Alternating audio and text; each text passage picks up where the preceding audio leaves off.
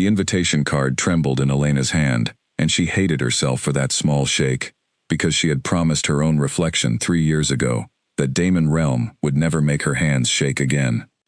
The paper was thick and cream-colored, edged in gold foil, the kind of paper only the wealthiest packs could afford to waste on a single evening.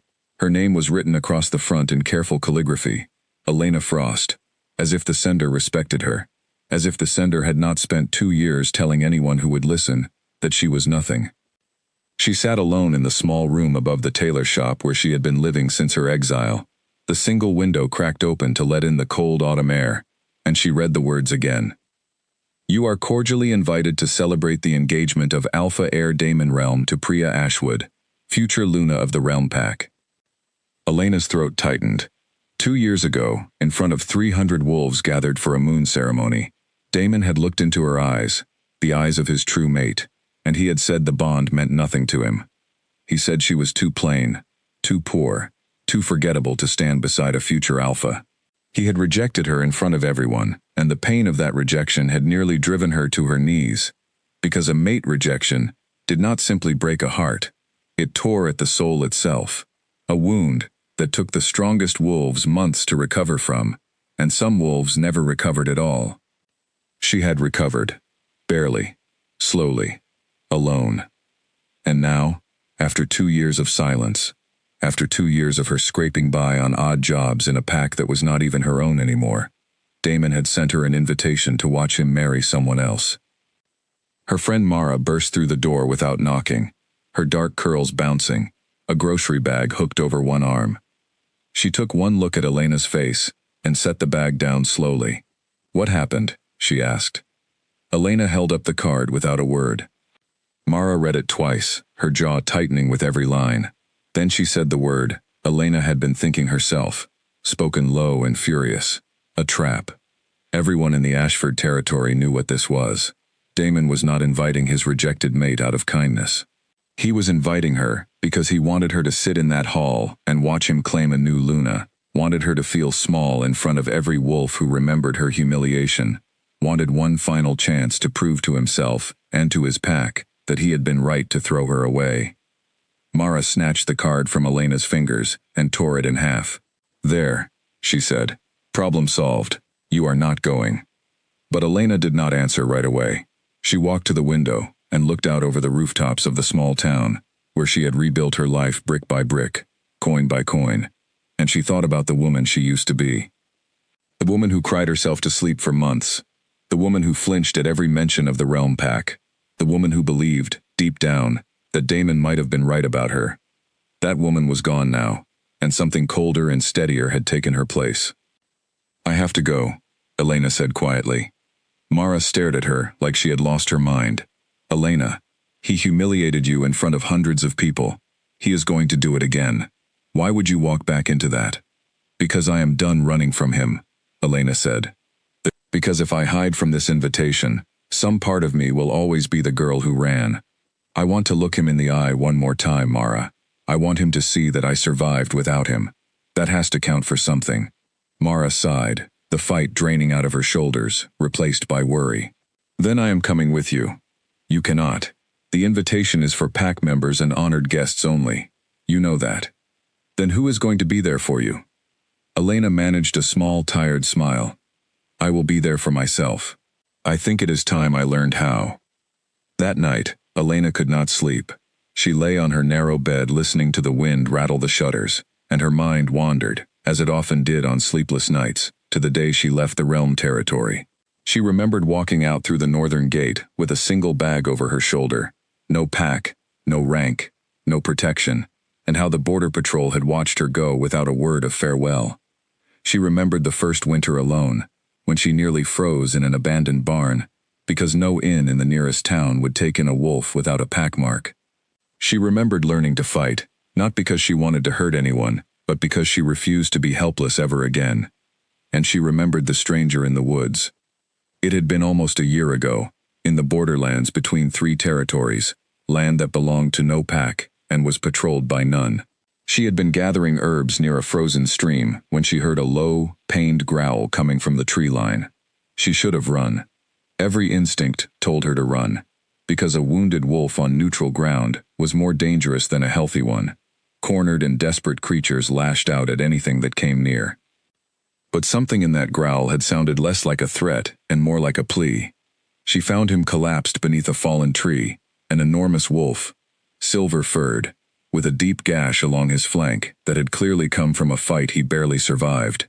His eyes, when they met hers, were a startling shade of amber, and there was something in them that was not animal fear, but a kind of exhausted resignation, as though he had accepted that he would die there alone. Elena had not thought. She had simply acted. She tore strips from her own cloak, pressed them to the wound, and stayed with him through the night, feeding the fire, keeping watch, whispering nonsense words the way her grandmother used to whisper to her when she was a frightened pup. By morning, the wolf's breathing had steadied. By the second day, he could stand. On the third morning, she woke to find him gone, and in his place, a small carved wooden pendant, shaped like a crescent moon, left on the flattened grass where he had slept. She still wore that pendant now, tucked beneath her shirt, though she never told anyone about the wolf in the woods, not even Mara. It felt like a secret that belonged only to her, a small piece of proof that kindness still existed somewhere, in a world that had shown her mostly cruelty. She wondered, sometimes, what had become of him, whether he had survived, whether he ever thought of the stranger who had saved his life and asked for nothing in return. She fell asleep still wondering, the pendant warm against her skin. The morning of the engagement celebration arrived too quickly. Elena stood in front of the cracked mirror in her small room, smoothing down the only formal dress she owned, a deep green gown she had saved for months to buy second-hand from a traveling merchant. It was not fashionable, it was not expensive, but it was hers, earned through her own hard work, and she told herself that would have to be enough armor for the evening ahead. Mara helped braid her hair into a crown around her head, her fingers steady despite the worry etched across her face. "You do not have to prove anything to him," Mara said as she worked. "You already survived. That is the only proof that matters." "I know," Elena said, "but I want to see his face when he realizes I am not broken anymore." The journey to the realm territory took most of the day. 3 trains and a long walk through the forest paths that led to the grand hall where the celebration would be held. With every mile, Elena felt her chest tighten further, old memories rising unbidden, the sound of Damon's voice declaring her unworthy, the gasps of the crowd, the way her own mother had looked away in shame rather than defend her. By the time she reached the outskirts of the realm territory, the sun was beginning to set, painting the sky in shades of orange and violet. The grand hall stood at the center of the pack grounds, an old stone building draped in white and gold banners for the occasion, warm light spilling from its tall windows, laughter and music drifting out into the cooling evening air. Elena stood at the edge of the tree line for a long moment, gathering her courage, her hand pressed against the small crescent pendant beneath her dress. "You survived worse than this," she whispered to herself. "You can survive one more night." She squared her shoulders and stepped forward, joining the small crowd of arriving guests, presenting her invitation to the wolves stationed at the entrance. The guard glanced at her name, then did a double take, recognition flickering across his face, followed by something close to pity. "Elena Frost," he said slowly. "It has been a while." "It has," she agreed, and walked past him before he could say anything more. The great hall was even grander than she remembered, filled with wolves from a dozen allied packs, all dressed in their finest, all laughing and toasting to the happy couple. Elena moved along the edges of the room, keeping her head high despite the whispers that followed her, the sideways glances, the not-so-quiet murmurs of "there she is, and I cannot believe he actually invited her." She found a quiet corner near a tall window and allowed herself a single deep breath. She had made it inside. She had not run. Whatever happened next, she would face it standing on her own 2 feet. Across the room, she caught sight of Damon for the first time in 2 years. He looked the same, tall and broad-shouldered, dark hair swept back, dressed in a tailored suit that probably cost more than everything Elena owned combined. Beside him stood a beautiful young woman with warm brown skin and glossy black hair, laughing at something he had said, her hand resting possessively on his arm. Priya Ashwood, future Luna of the Realm Pack. Elena felt the old ache rise in her chest, but to her surprise, it was smaller than she expected, duller, like a bruise that had mostly healed. She was not here because she still loved him. She realized that now, standing in the very hall where he had destroyed her, she was here because she needed to prove something to herself, not to him. A hush rippled through the crowd as the alpha of the Realm Pack, Daemon's father, rose to make an announcement, welcoming everyone to celebrate his son's upcoming union. Elena listened politely from her corner, expecting the usual formalities, the kind of speech she had heard 100 times before at pack gatherings. But then the doors at the far end of the hall opened, and every head in the room turned, and the orchestra fell silent mid-note, and Elena's whole world tilted sideways, because standing in the doorway, flanked by 4 armed guards in black and silver uniforms she recognized from stories but had never seen in person, was a man whose presence alone seemed to bend the air around him. He was tall, broad-shouldered, with dark hair and features carved like something out of old legends, dressed not in celebration finery, but in the simple, commanding black of royal guard, a silver crown pin fastened at his collar, the only mark of his rank. And his eyes, when they swept across the room and settled, impossibly, on Elena standing alone in her corner, were a startling shade of amber. Elena's breath caught in her throat. She knew those eyes. She had spent 3 nights memorizing those eyes by firelight, in a forest that belonged to no one. A murmur of astonishment swept through the hall, and Daemon's father stumbled through his welcome, bowing deeply, because everyone in that room understood exactly who had just walked through the door. Kellen Vane, the Alpha King, ruler of every pack across the Northern Territories, a man so powerful and so rarely seen in public that most wolves alive had never laid eyes on him, and he was staring directly at Elena as though no one else in the entire hall existed. Daemon's smug smile faltered for the first time all evening, confusion flickering across his face as he glanced between the king and the woman he had once thrown away like she was nothing at all. Elena stood frozen against the window, her heart hammering, the small wooden pendant suddenly feeling heavier than gold against her skin, because in that single suspended moment, she understood that everything she thought she knew about this night, about her own life, was about to change forever. The Alpha King began to walk toward her, and the crowd parted like water before him, and somewhere in the back of the hall, Priya Ashwood's champagne glass slipped from her fingers and shattered against the marble floor. Kellen crossed the marble floor without hurrying, though every step felt to Elena like the ticking of a clock counting down to something she could not yet name. The guards flanking him kept pace at a respectful distance, and the entire hall watched in silence so complete that Elena could hear the soft rustle of her own dress as she instinctively straightened her spine. He stopped before her, close enough that she had to tilt her head slightly to meet his eyes, and for a moment neither of them spoke. Up close, he looked nothing like the broken creature she had found bleeding in the forest. He looked like exactly what he was, a king, powerful and composed, though something softened in his expression the instant their eyes met, something that no one else in that hall could have understood. "You found me," Elena said quietly, because it was the only thing she could think to say. "I have been looking for you for months," Kellen answered, his voice low, meant only for her. "When my scouts finally traced the healer who saved my life to a small town 2 days south of here, I did not expect to find her again, inside my rival's engagement hall." Behind them, Daemon had gone pale, his mouth opening and closing as he tried to make sense of what he was witnessing. Priya's shattered champagne glass still lay in pieces near her feet, forgotten, as she stared between her fiancé and the king with growing confusion. "Your Majesty," Daemon's father stammered, stepping forward with a deep bow, "we are honored beyond words by your presence, though I confess we were not informed you would be attending my son's celebration." "I was not invited," Kellen said simply, his eyes never leaving Elena's face. "I came because I heard my Luna had received an invitation to this hall, and I did not like the thought of her walking into unfamiliar territory without protection." The words landed like a thunderclap. Luna.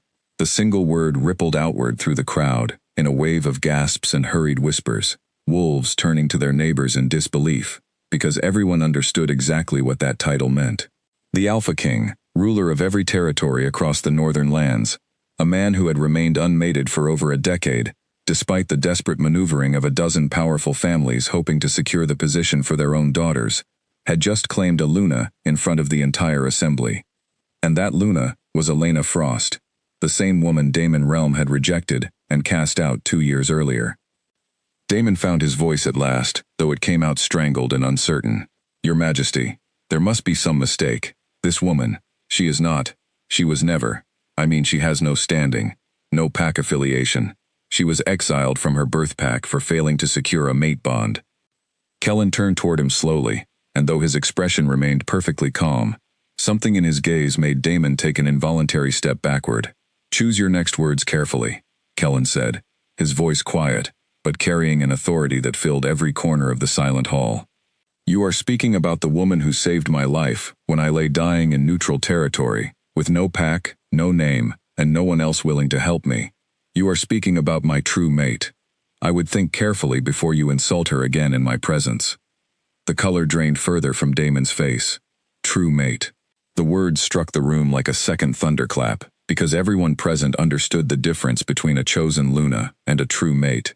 Understood that a genuine mate bond was rare even among royalty.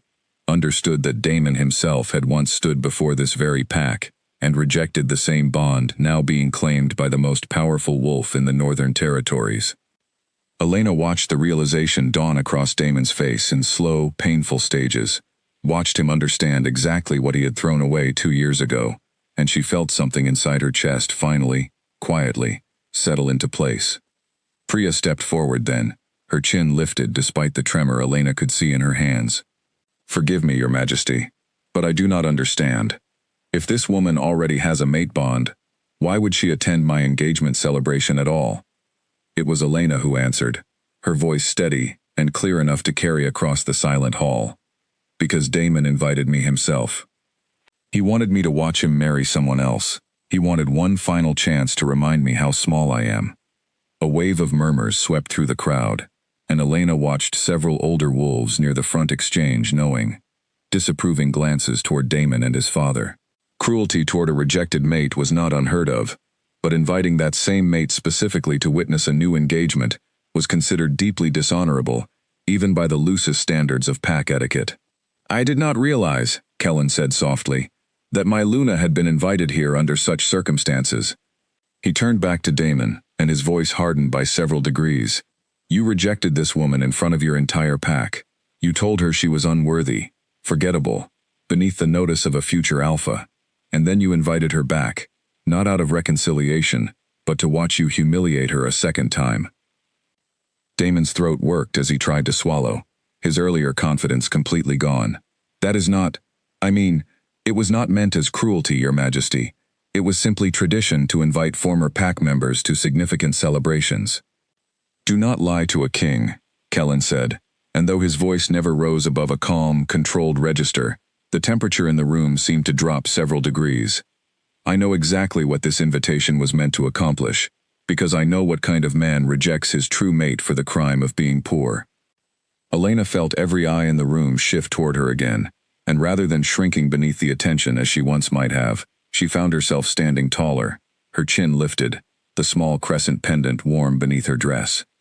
I did not come here tonight seeking revenge, Elena said, addressing the hall rather than Damon directly. I came because I refused to let fear keep me from a room I had every right to enter. I am not the same woman who left this territory 2 years ago, broken and alone. I built a life without a pack, without protection, without a single person owing me anything, and I am proud of the woman I became. A quiet ripple of approval moved through parts of the crowd, several wolves nodding, a few even offering small, respectful bows in her direction, and Elena realized with a jolt that these strangers, wolves who had likely whispered about her downfall 2 years ago, were now looking at her with something closer to admiration. Kellen extended his hand toward her, not as a command but as an offer, his amber eyes soft despite the tension still gripping the room. Will you allow me to escort you home, Elena? I believe we have a great deal to discuss, and I would rather do so somewhere more private than the middle of a celebration that was never truly yours to begin with. Elena looked at his outstretched hand for a long moment, then at Damon, whose face had gone from pale to something closer to gray, then at Priya, who was watching her not with jealousy but with a strange, dawning respect, as though she understood exactly what kind of man she was about to marry, and was only now beginning to grasp the weight of that realization. Elena placed her hand in Kellen's. The moment their skin touched, A warm current passed between them, faint but unmistakable. The same quiet pulse of recognition she remembered from the forest, and she watched Kellen's jaw tighten slightly, as though the sensation affected him just as strongly as it affected her. As they turned to leave, Damon's father called out, his voice desperate and pleading. "Your Majesty, please, surely we can find some way to make amends. Our pack has always been a loyal ally to the crown. We would never wish to insult you or your Luna. Perhaps a formal apology, a gift, anything within our power." Kellen paused at the threshold of the great hall and glanced back over his shoulder. "I will consider the future of this alliance carefully," he said, his tone leaving no room for argument. "But that consideration will happen on my terms, in my own time, and it will depend entirely on how your pack conducts itself going forward." With that, he guided Elena out of the hall and into the cool night air, the doors closing behind them on a room still frozen in stunned silence. Outside, beneath a sky scattered with stars, Elena finally allowed herself to breathe, the tension of the evening draining from her shoulders in a long, shaking exhale. Kellen watched her carefully, concern flickering across his features. "Are you all right?" he asked. "I think so," Elena said, and to her own surprise, she laughed, a startled, disbelieving sound.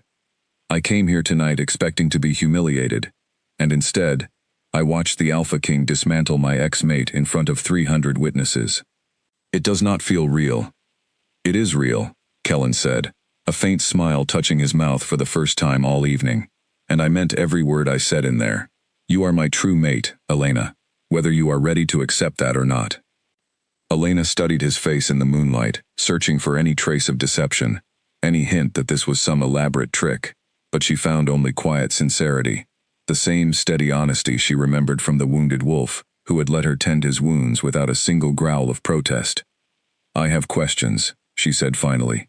"Many questions." Kellen nodded, offering his arm. "Then let me take you somewhere we can answer them properly. My carriage is waiting, and my castle is a 2-hour journey north. I would rather explain everything to you in comfort than standing in the cold, outside a hall full of people still listening at the windows." Elena glanced back at the great stone building behind them, at the warm light still spilling from its windows, at the life she had once known slipping further into the past with every passing second, and she took Kellen's arm without hesitation, stepping forward into a future she could not yet fully imagine, but one that already felt more solid beneath her feet than anything she had known in years. The carriage rolled steadily through the dark forest roads, lanterns swinging gently from its sides, and Elena sat across from Kellen with her hands folded tightly in her lap, still trying to process everything that had happened in the last hour. "Tell me how you found me," she said finally. "The last time we saw each other, you disappeared without a word. I searched every corner of that clearing for some sign of who you were, and all I found was a wooden pendant." Kellen's expression shifted, something almost sheepish crossing his features, an expression that seemed out of place on a man who commanded armies and territories. "I left because I had no choice. My guards had finally traced my location after 3 days of searching, and I could not risk them finding you there with me. A king wounded and helpless on neutral ground, tended by an unknown woman, would have been seen as a vulnerability by every rival pack watching for weakness. I left to protect you as much as myself." "You could have told me who you were," Elena said, though there was no real anger in her voice, only curiosity. "Would it have changed how you treated me?" he asked. Elena considered the question honestly. "No," she admitted. "I would have helped you regardless." "That is precisely why I did not tell you," Kellen said. "I have spent my entire life surrounded by wolves who wanted something from me, alliances, favors, positions of power for their families. You helped a stranger dying in the woods without knowing anything about him, without expecting anything in return. I did not want to lose that. I did not want you to look at me differently once you learned my title." Elena studied him in the dim lantern light, and something in her chest loosened slightly, an old wariness beginning to ease. "I understand that," she said quietly, "more than you might realize." He leaned forward slightly, his amber eyes intent. "Tell me about him, Damon. I want to understand what happened, if you are willing to share it." Elena's fingers found the crescent pendant beneath her dress, an old habit she had developed over the past year, whenever she needed something to steady her thoughts. "Damon and I grew up in the same pack," she began. "We knew from a young age that we were fated mates. Everyone could sense it, the way our scents seemed to call to each other even as children. His family was one of the most respected in the territory, wealthy, influential, destined to lead. My family was ordinary, hard-working, honest, but ordinary. For years, that difference did not seem to matter, she continued. Damon and I were close as children, and as we grew older, everyone assumed we would eventually formalize the bond and marry.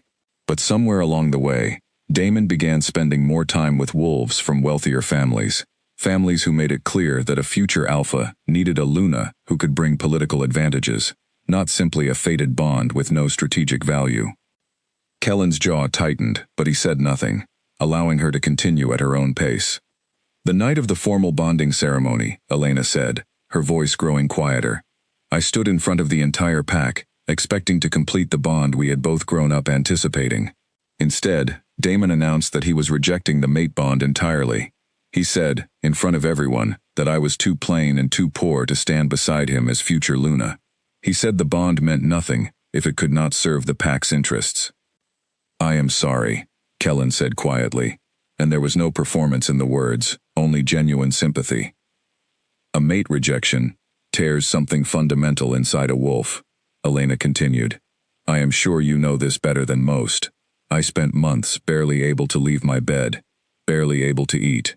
My own family struggled to look at me, ashamed of the public humiliation, worried that my broken status would reflect poorly on them within the pack hierarchy. Eventually, I understood that staying would only continue that shame, so I left. I walked out through the northern gate with a single bag, and no plan beyond simply surviving one day at a time. How did you survive? Kellen asked, his voice gentle. A wolf without pack protection, without resources, that is an extraordinarily difficult existence. Barely, at first, Elena admitted. I worked wherever anyone would hire me. I learned to fight, because I refused to remain helpless. I found a small town willing to overlook my lack of pack affiliation in exchange for honest labor, and slowly, I built something resembling a life. It was not comfortable. It was not easy. But it was mine, built entirely by my own hands, and there is a strange kind of pride in that, even after everything. Kellen reached across the carriage and took her hand, his thumb tracing gently across her knuckles. That pride is well earned, he said. I have met wolves born into privilege who could not have survived a fraction of what you endured. You did not simply survive, Elena. You became someone stronger than the world tried to make you. Elena felt an unfamiliar warmth spreading through her chest, something she had not allowed herself to feel in a very long time, a sense of being truly seen, rather than judged or pitied.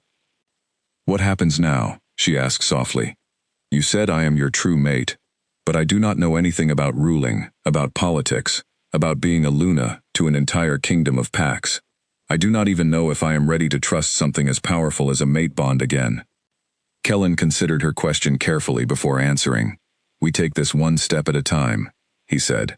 There is no rule book that says you must be ready immediately. I will teach you everything you need to know, and I will not rush you into anything you are not prepared for. But I will tell you this honestly, Elena. From the moment I woke in that clearing and realized a stranger had saved my life expecting nothing in return, I knew you were unlike anyone I had ever encountered. The mate bond only confirmed what I already suspected. The carriage rumbled onward through the darkness, and Elena found herself, for the first time in 2 years, looking forward to whatever came next, rather than dreading it. The Crown Pack Castle rose out of the northern hills, like something carved from the mountain itself, its towers wrapped in early morning mist, its stone walls softened by centuries of ivy. Elena had seen grand buildings before, the Realm Pack's great hall among them, but nothing had prepared her for the sheer scale of the place that was, apparently, about to become her home. As the carriage rolled through the towering iron gates, dozens of staff members gathered in the courtyard, lining up in neat rows to greet their king's return. Elena felt her stomach twist with nerves, as Kellen helped her down from the carriage, every pair of eyes in the courtyard shifting immediately toward her, curious and assessing. This is Elena, Kellen announced to the assembled staff, his voice carrying easily across the courtyard. She is my true mate, and will be your Luna. I expect her to be shown every courtesy during her time settling into the castle. A murmur passed through the crowd, some faces breaking into warm, welcoming smiles, others remaining carefully neutral, and Elena noticed a few expressions that were harder to read, guarded and calculating in a way that made her wary. An older woman stepped forward from the front row, silver-haired and sharp-eyed, dressed in the fine but practical clothing of someone with real authority within the household. She offered Elena a deep, respectful bow. "Welcome to Crown Castle, my lady. I am Vera, head of household affairs. I have served this family for over 30 years, and I will personally ensure your transition here is as smooth as possible." "Thank you," Elena said, grateful for the warmth in the older woman's voice. As the staff dispersed to their duties, a tall man with neatly combed gray hair and an immaculate uniform approached Kellen, offering a stiff bow, before his gaze flicked toward Elena with poorly concealed skepticism. "Your Majesty, might I have a word?" the man said. "In private." Kellen's expression tightened slightly. "Anything you wish to say to me, Edwin, you may say in front of Elena. She is my Luna, and she will need to grow accustomed to matters of council business regardless." Edwin, who Elena would soon learn served as the king's chief advisor on matters of pact diplomacy, hesitated only a moment before continuing, his tone carefully diplomatic despite the obvious concern beneath it. "Your Majesty, I do not question the mate bond. That is beyond dispute. But the council will have questions. Lady Elena has no pack affiliation, no political standing, no formal training in the responsibilities of a Luna. The allied packs will wonder how a king can elevate someone with no noble lineage to such a position." Elena felt her face heat with a familiar sting, the old wound of being called unworthy threatening to reopen. But before she could respond, Kellen spoke first, his voice calm, but edged with steel. "Then the council can ask their questions directly to me," he said. "Lineage did not save my life when I lay bleeding in neutral territory, with no one else willing to help. Character did. I would rather have a Luna of genuine character, and no title, than 100 Lunas with impressive bloodlines and empty hearts." Edwin bowed his head slightly, though Elena could see the concern had not fully left his expression. "Of course, Your Majesty. I only wish to prepare you both for the resistance you may encounter." "Then help us prepare properly," Kellen said, his tone softening slightly. "Elena is willing to learn everything necessary to fulfill this role well. I would rather you spend your energy teaching her than doubting her." Edwin studied Elena for a long moment, and something in his assessment seemed to shift, a grudging respect beginning to replace his earlier skepticism. "Very well, Your Majesty. My lady, if you are willing, I would be honored to begin your education in the customs and expectations of your new position." "I am willing," Elena said firmly, meeting his gaze without flinching. "I have spent the last 2 years learning to survive on nothing. I imagine I can learn this as well." A faint, approving smile touched Edwin's mouth. "I believe you might, my lady." Over the following days, Elena settled into a rhythm within the castle that felt both overwhelming and, in its own strange way, comforting. Vera assigned her a suite of rooms in the eastern wing, warm and elegant without being ostentatious, and helped her adjust to the daily routines of castle life. Edwin began formal lessons each morning, covering the history of the Northern Territories, the delicate web of alliances between the various packs, the proper protocols for receiving foreign dignitaries. Elena found herself surprised by how much she enjoyed the learning itself, the sense of building something new rather than simply surviving. Edwin, despite his initial skepticism, proved to be a patient and thorough teacher, and slowly, the distance between them began to close. "You have a sharp mind for strategy," Edwin remarked one afternoon, several weeks into her lessons, as Elena successfully navigated a complicated hypothetical negotiation scenario he had presented to test her understanding of pact diplomacy. "Most highborn wolves I have tutored required months to grasp concepts you seem to absorb within days. I have had a great deal of practice reading people," Elena said. "When you have nothing, you learn quickly to understand who might help you and who might hurt you." "A useful skill for a Luna," Edwin admitted. "Perhaps more useful than lineage, in the end." In the evenings, Kellen often joined her for dinner in a smaller, private dining room, rather than the grand formal hall, and Elena found herself looking forward to these quiet hours more than any other part of her day. He asked about her lessons, shared stories from his own difficult path to the throne, and slowly, carefully, the two of them began building something that felt less like a political arrangement and more like genuine partnership. "I worried," Elena admitted one evening, that accepting this bond meant losing myself entirely, becoming simply an extension of your title. But it does not feel that way. It feels like becoming more myself than I have been in years. Kellen reached across the table and covered her hand with his own, his expression warm in the candlelight. That is precisely how it should feel, he said. A true bond does not diminish either partner. It strengthens both. Elena smiled, and for the first time since walking through the Crown Castle gates, she allowed herself to believe, fully and without reservation, that this new life might truly belong to her. News of the Alpha King's new Luna spread across the northern territories faster than Elena could have imagined possible. Within 2 weeks, messengers from a dozen allied packs had arrived at Crown Castle, bearing formal letters of congratulation, gifts, and, more often than not, thinly veiled requests for private audiences to assess this mysterious woman who had captured the heart of the most powerful wolf in the region. Elena handled each meeting with growing confidence, applying everything Edwin had taught her, though she quickly learned that not every visitor arrived with genuine goodwill. The Ashwood delegation arrived on a gray, rain-soaked afternoon, led by Priya's father, a stern-faced alpha named Colin Ashwood, whose polite smile did nothing to disguise the calculation in his eyes. Elena received him in the smaller council chamber alongside Kellen and Edwin, sensing immediately that this visit carried more weight than the previous courtesy calls. "Your Majesty," Colin began, his tone smooth and practiced, "my family wishes to extend our warmest congratulations on your mate bond. However, I confess we find ourselves in an uncomfortable position. My daughter's engagement to the realm heir has been thrown into chaos following the events at the celebration. Several of our allied packs are now questioning the wisdom of that union, and I wondered if the Crown might offer some assistance in smoothing over the resulting complications." Kellen's expression remained carefully neutral. "What kind of assistance did you have in mind?" Colin's smile widened slightly. Perhaps a formal statement from the Crown expressing continued support for the Realm and Ashwood alliance, despite the unfortunate incident. It would go a long way toward restoring confidence among our allies.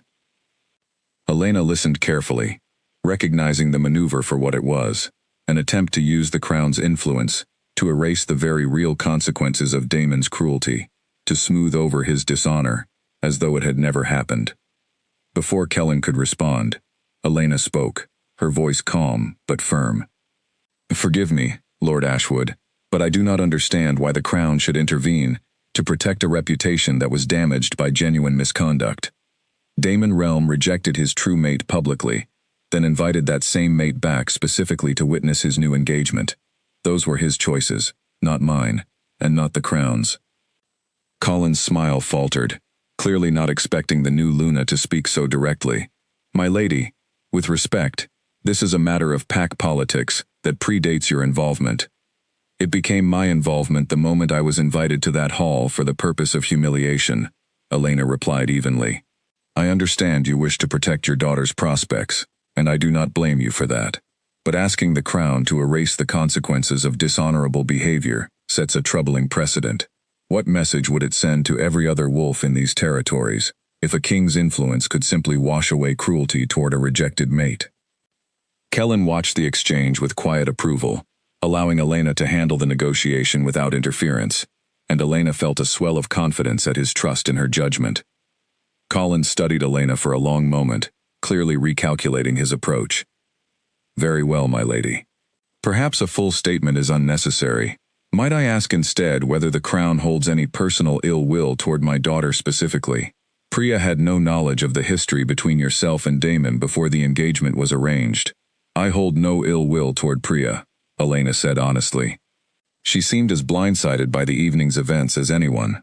"My concern lies entirely with Damon's conduct, both toward myself and, I suspect, toward anyone he views as beneath his notice." Colin nodded slowly, some of the tension leaving his shoulders. "That is a fair distinction, my lady. I will relay your words to my daughter. I believe she has been reconsidering the engagement in recent days regardless." After the Ashwood delegation departed, Kellen turned to Elena with unmistakable admiration in his eyes. "You handled that beautifully," he said. "Better than I could have managed myself." "I simply told the truth," Elena said, though she could not fully suppress her pleased smile. "The truth is often the hardest thing to deliver gracefully, Kellen said. You have a gift for it. Edwin, who had observed the entire exchange in silence, cleared his throat thoughtfully. My lady, if I may say so, I believe I owe you an apology for my earlier doubts. I have advised 3 generations of this family, and I have rarely seen a newcomer to court navigate political pressure with such clarity. Elena felt warmth spread through her chest at the acknowledgement. Thank you, Edwin. That means a great deal, coming from you. But not every visitor to Crown Castle in the following weeks proved as easy to manage as Colin Ashwood. Word reached Elena through Vera one morning that a formal challenge had been lodged by a coalition of smaller allied packs, questioning whether a Luna without noble lineage or formal pack backing could legitimately hold such an important position within the Northern Territory's power structure. The challenge would require a formal trial, Edwin explained gravely, gathering Elena and Kellen in the council chamber to discuss the development. An ancient tradition, rarely invoked in recent generations, allowing challengers to test a potential Luna's worthiness before the assembled pack council. It has not been formally exercised in over 60 years, but the coalition has the legal standing to demand it. What does the trial involve? Elena asked, though a cold knot had already formed in her stomach. Edwin's expression grew troubled. 3 tests, traditionally. A test of wisdom, judged through a public negotiation exercise before the council. A test of strength, typically a formal combat exhibition against a chosen challenger. And a test of leadership, requiring the candidate to resolve a genuine dispute between conflicting parties to the satisfaction of the assembled witnesses. Kellen's jaw tightened with barely contained fury. This is absurd. No Luna in living memory has been forced to endure such an archaic ordeal. Unfortunately, Your Majesty, the law remains on the books regardless of how rarely it has been invoked, Edwin said. Refusing the challenge would be seen as an admission that Lady Elena cannot meet the standard, which would severely damage the crown's standing among the allied packs. Elena felt fear coil tightly in her chest, but beneath the fear, something else was stirring, a familiar determination she recognized from every difficult day of the past 2 years. Every moment, she had refused to let circumstances define her. I will accept the trial, she said quietly. Kellen turned to her sharply. Elena, you do not have to prove yourself to anyone. I have already claimed you as my Luna. That should be enough. It is not about proving myself to them, Elena said, meeting his eyes steadily. It is about proving to myself that I belong here, not simply because you claimed me, but because I earned it. I have spent 2 years being told I was not enough. I refuse to let that be true one more time. Kellen studied her for a long moment, and Elena watched something shift in his expression, understanding replacing worry, pride replacing fear. Then I will stand beside you through every part of it, he said. I know you will, Elena said, and for the first time since learning of the challenge, she felt something close to confidence settle over her nerves. The days leading up to the trial passed in a blur of intense preparation. Edwin drilled Elena relentlessly on negotiation tactics and pack law, presenting increasingly complicated hypothetical disputes for her to resolve until she could construct fair, thoughtful solutions almost instinctively.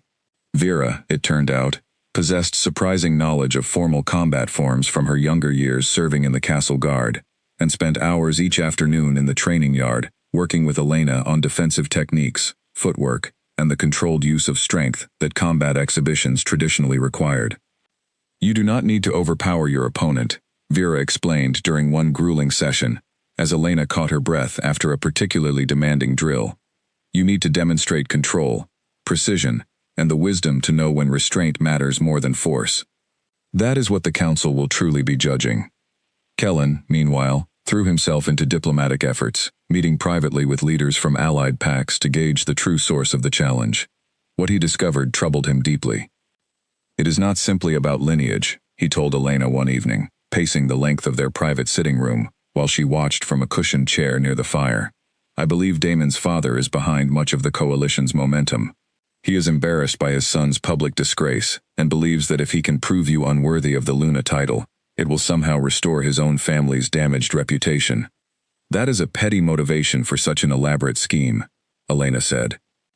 Petty motivations often drive the most stubborn schemes, Kellen replied grimly. Wounded pride does not think rationally. On the morning of the trial, Elena woke before dawn, her stomach tight with nerves despite weeks of preparation. Vera helped her dress in a simple, practical outfit suited for both diplomatic proceedings and physical demonstration, dark fabric that moved easily and offered no unnecessary ornamentation to distract from the substance of her performance. "You look ready," Vera said, studying her reflection in the mirror with evident pride. "I hope I am," Elena replied honestly. The great council hall had been transformed for the occasion, rows of seating arranged for representatives from every allied pack in the Northern Territories, a raised dais at the front where the council elders would preside over the proceedings. Elena felt hundreds of eyes fix on her the moment she entered, and she forced herself to breathe steadily, remembering everything Edwin and Vera had taught her.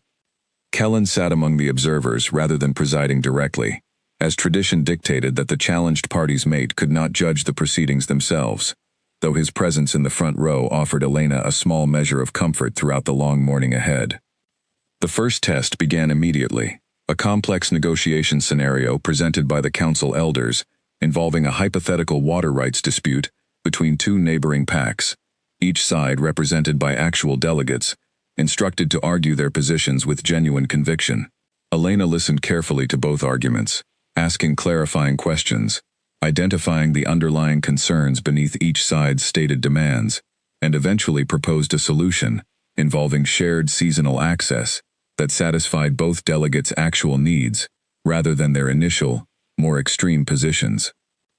A murmur of approval moved through the observing crowd as the delegates, somewhat reluctantly, agreed the solution was fair. One of the presiding elders, an ancient-looking wolf named Greta, with sharp, assessing eyes, nodded slowly. "A reasonable resolution, Lady Elena," Greta said. "You have passed the first test." The second test, the combat exhibition, proved far more nerve-wracking. Elena's opponent, a skilled young warrior named Owen, selected by the challenging coalition specifically for his combat prowess, entered the training circle with obvious confidence, clearly expecting an easy victory over someone with no formal fighting background. Elena drew on everything Vera had taught her, focusing not on overwhelming her opponent with strength she did not possess, but on precision, timing, and controlled defense. The match lasted nearly 10 minutes, far longer than most observers had expected, and though Owen eventually gained the upper hand through sheer physical advantage, Elena successfully demonstrated enough skill and composure that the watching elders exchanged impressed glances throughout the exhibition. "She does not need to defeat him," Greta murmured to her fellow elders, loud enough for nearby observers to hear. "She needs to demonstrate she will not crumble under pressure, and she has done exactly that." The final test, resolving a genuine leadership dispute, proved the most emotionally demanding of the three. Two representatives from a smaller allied pack presented a real conflict involving territorial boundaries that had caused genuine tension between neighboring families for over a decade. Elena listened patiently to both sides, recognizing echoes of her own painful history in the deep hurt feelings underlying the practical dispute, and guided the two representatives through a careful, respectful conversation that ultimately led to a resolution neither side had considered on their own.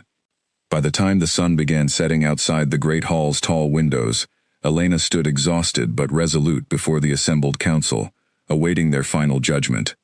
Greta rose slowly from her seat on the dais, her ancient voice carrying easily across the silent hall.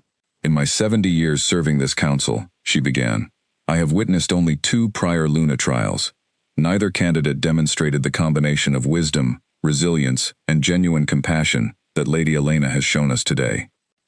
It is the judgment of this council," Greta continued, "that Lady Elena Frost has more than earned her place as Luna of the Crown Pack, regardless of her lineage or former pack affiliation. Any wolf who continues to question her legitimacy after witnessing today's proceedings does so out of prejudice, rather than genuine concern for our territory's well-being." The hall erupted into applause, and Elena felt tears sting her eyes, overwhelmed by a wave of relief and vindication she had not fully allowed herself to anticipate.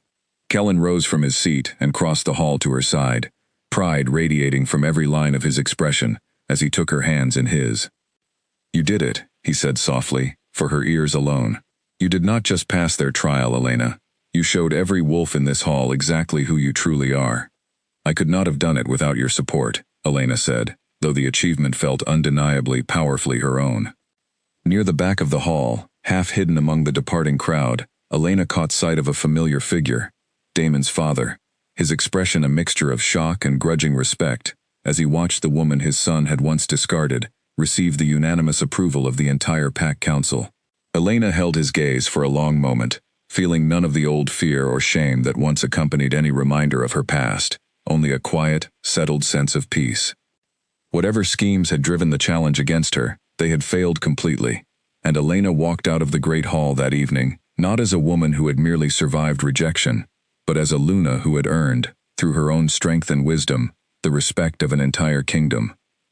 In the weeks following the trial, Elena settled into her role as Luna, with a confidence that surprised even herself.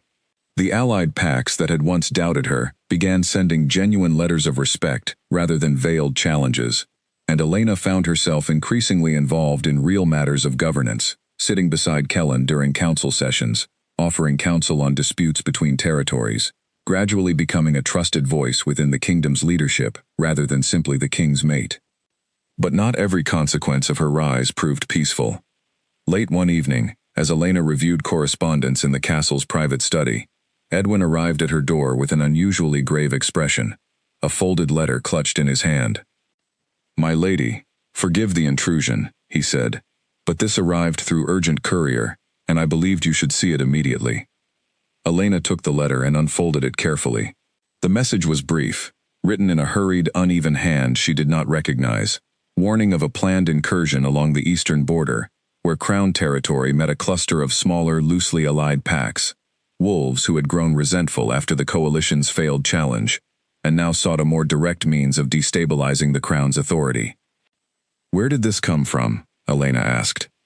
"An informant within the border territories," Edwin explained. "Someone sympathetic to the Crown, though they wish to remain anonymous given the risk involved.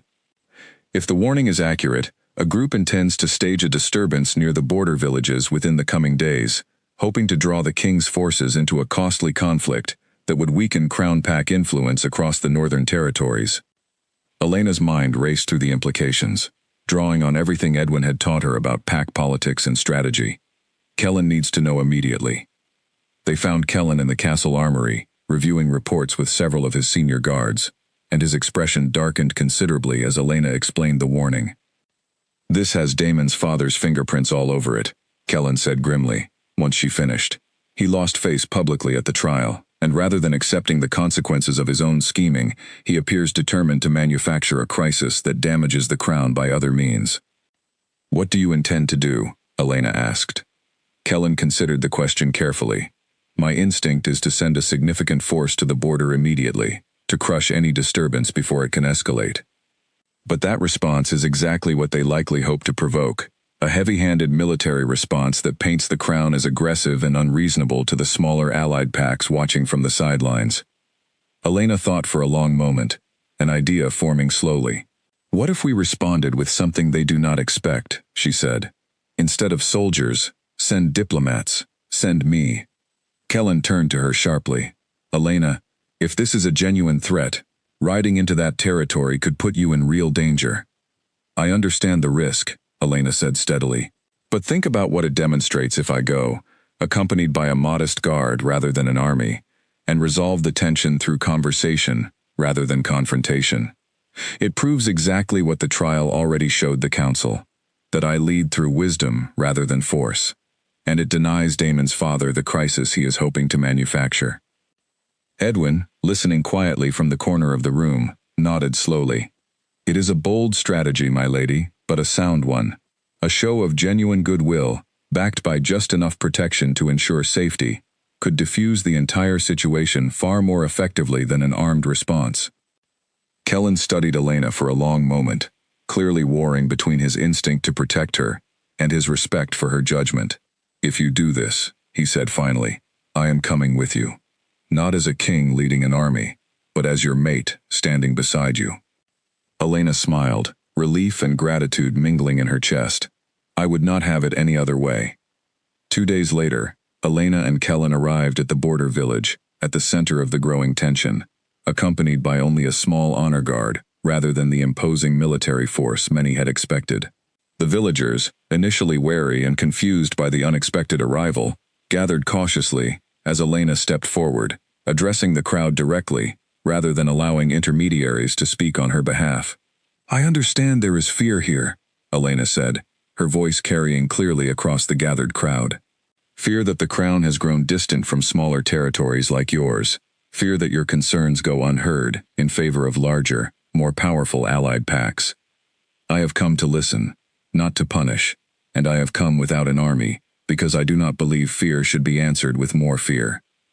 A tense silence followed, broken eventually by an older village elder stepping forward, his expression cautious but curious. "Why should we trust the promises of a crown that has never before troubled itself with villages as small as ours, my lady?" "Because I know what it feels like to be overlooked," Elena answered honestly. "I spent 2 years surviving without a pack's protection, without anyone troubling themselves over my well-being. I understand the resentment that grows when power feels distant and uninterested. I am asking for the chance to prove that this crown intends to be different." Over the following hours, Elena listened patiently to the genuine grievances of the border villagers, concerns about resource allocation, about representation in council decisions, about feeling forgotten by the larger political structures governing their lives. Many of these concerns, she realized, had nothing to do with the manufactured crisis Damon's father had hoped to provoke, and everything to do with legitimate frustrations that had simply never been properly addressed. By the time evening fell, the planned disturbance had fizzled into nothing. The agitators, who had hoped to incite conflict, finding no fertile ground among villagers, who had instead spent the day engaged in genuine, productive conversation with their king and Luna. Elena promised concrete changes, greater village representation in regional council decisions, more equitable distribution of shared resources, and most importantly, regular visits from crown representatives to ensure ongoing communication rather than distant, occasional attention. As they rode back toward Crown Castle 2 days later, Kellen reached across the space between their horses and took Elena's hand. "You did something today that armies could never have accomplished," he said. "You turned a manufactured crisis into a genuine strengthening of the crown's relationship with its people." "I simply listened," Elena said. "Sometimes that is all people truly need." "It is rarer than it should be," Kellen replied, a note of quiet awe in his voice. "You continue to surprise me, Elena. Every day, I find new reasons to be grateful the bond chose you."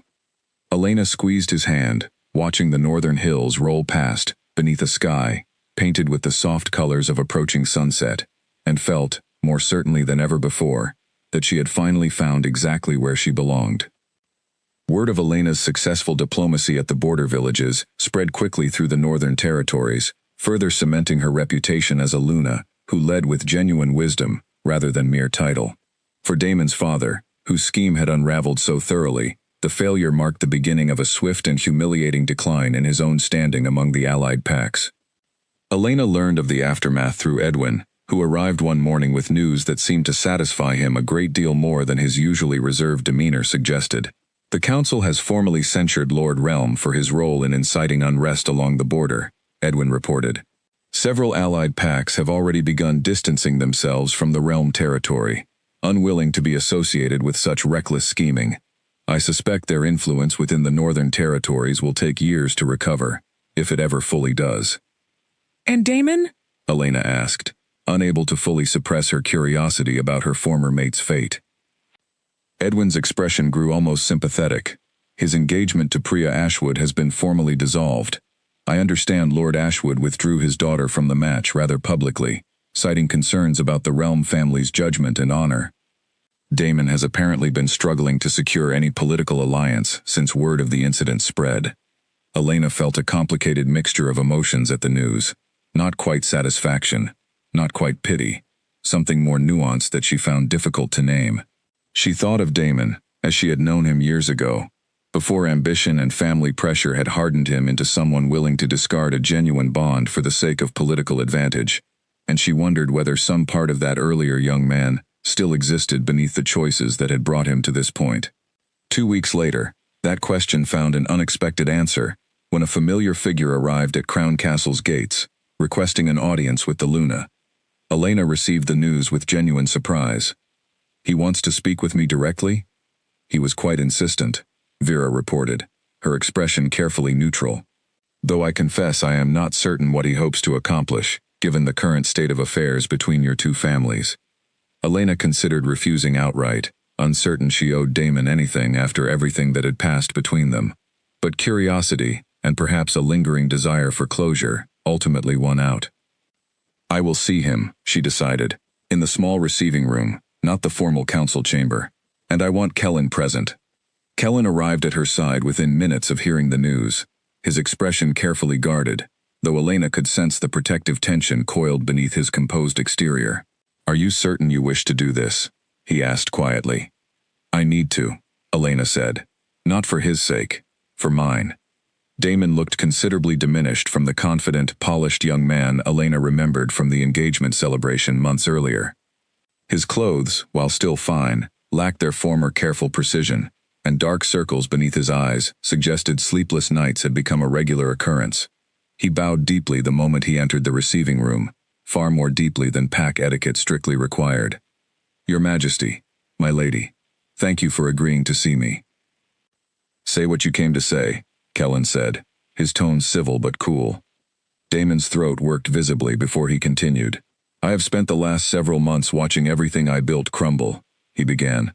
My engagement, my family's standing among the allied packs, even my own father's confidence in my judgment. And through all of it, I kept returning to the same realization, one I should have understood years ago. He looked directly at Elena, and for the first time since she had known him, she saw something that resembled genuine humility in his expression. I was wrong, Damon said simply. Not just wrong in strategy, wrong in character.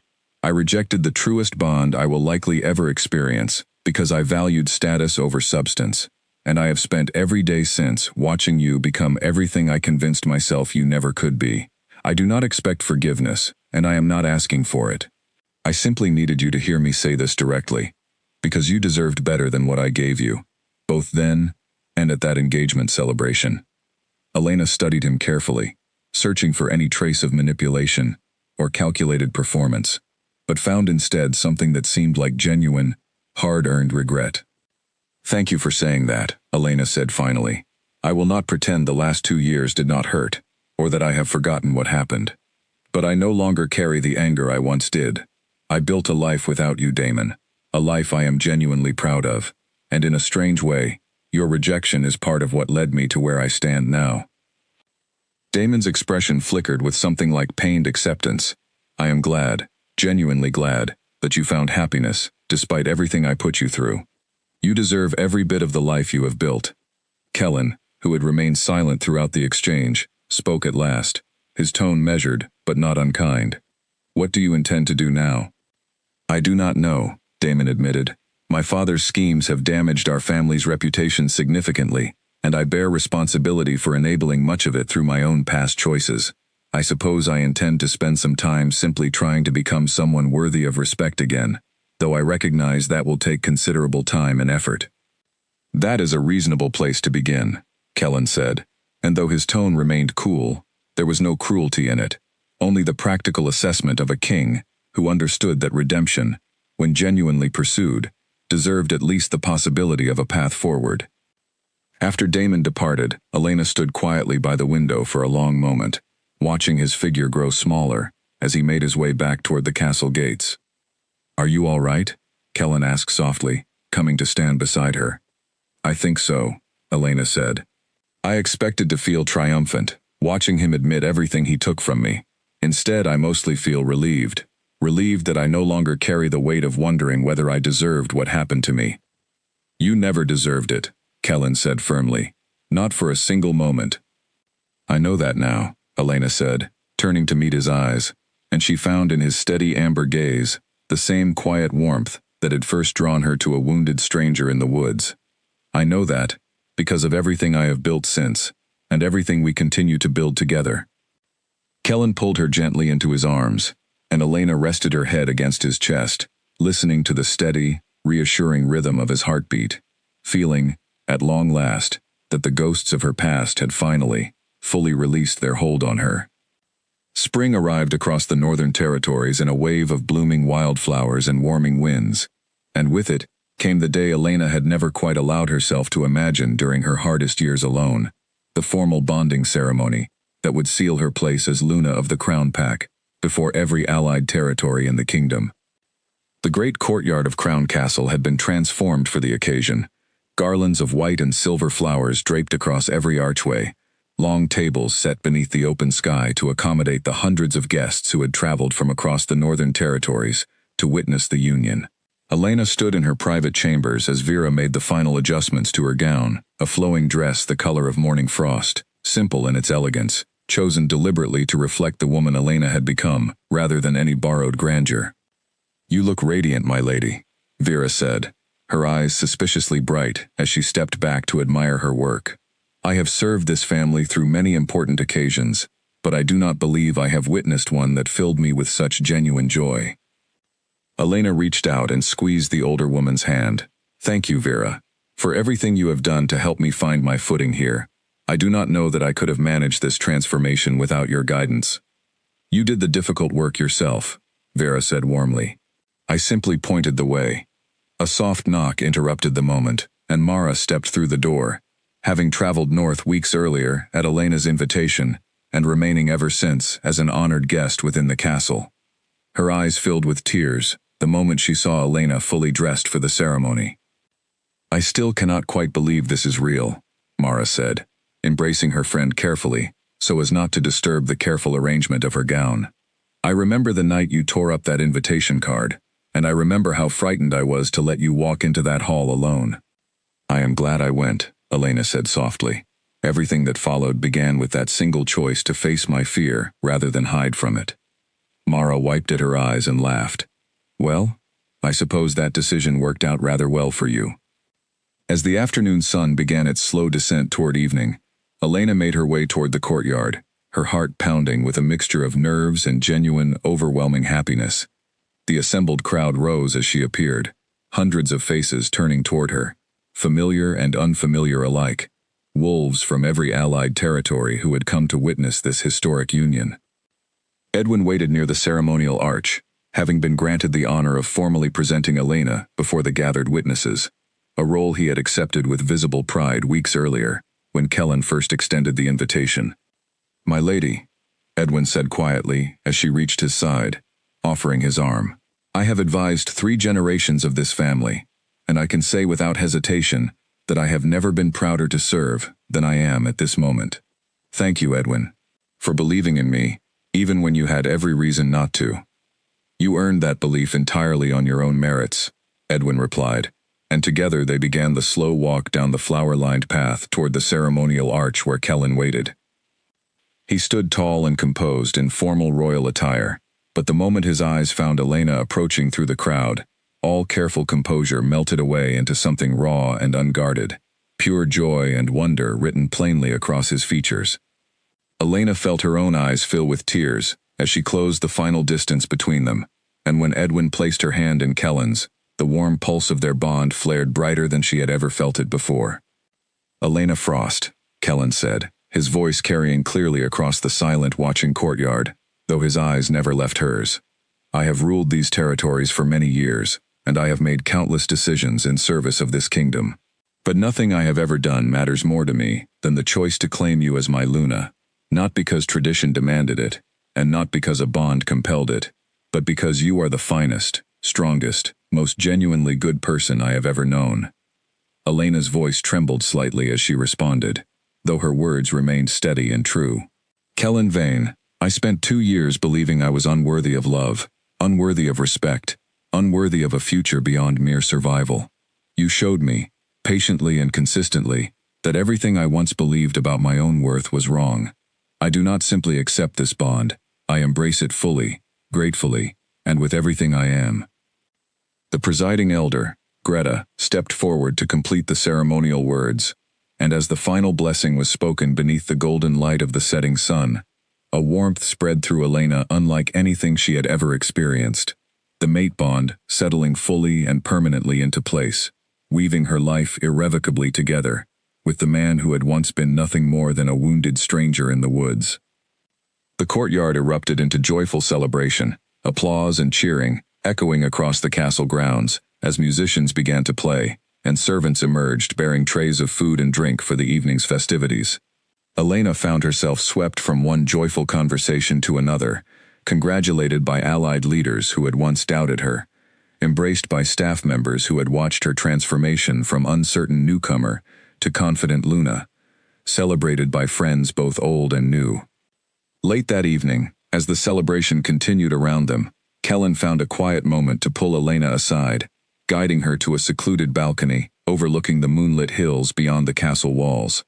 "Do you remember?" he asked softly, standing beside her as she gazed out over the peaceful landscape. "What you told me in that clearing, all those months ago, before you even knew who I was?" Elena smiled, recalling the memory clearly, despite everything that had happened since. "I told you that everyone deserves kindness, regardless of what they can offer in return.